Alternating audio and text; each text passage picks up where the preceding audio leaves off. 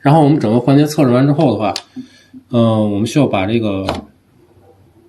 油路进行清洗一下，然后我们就把它打开之后，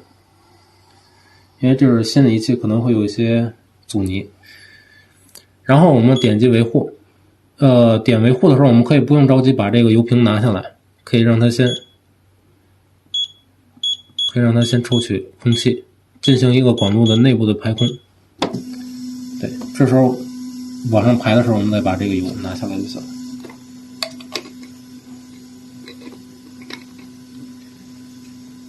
然后这里我们清洗液体的清洗管路的话，我们用的是10欧米，相对起来它的清洗效果和油的一个互溶性更好。然后这个地方我们就可以把这个10欧米推到这个仓库里。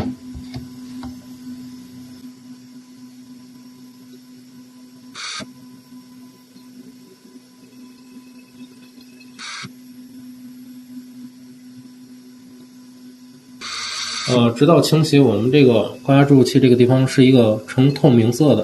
比较清澈的一个情况就可以了，我们就可以把仪器停下来了。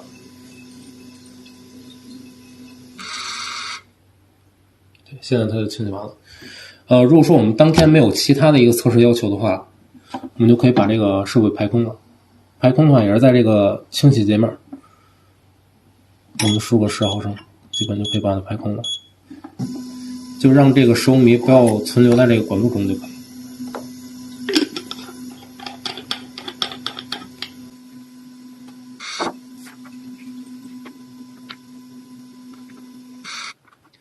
然后这样的话，我们就整个测试就已经完成了。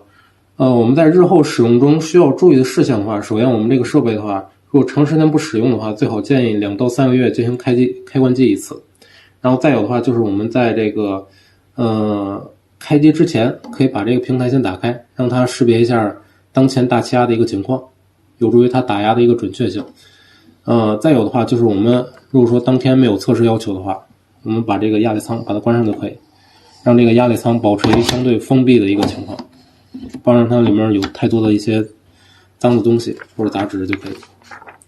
好，我的介绍就完毕了。然后现在我们把它关机 ，OK。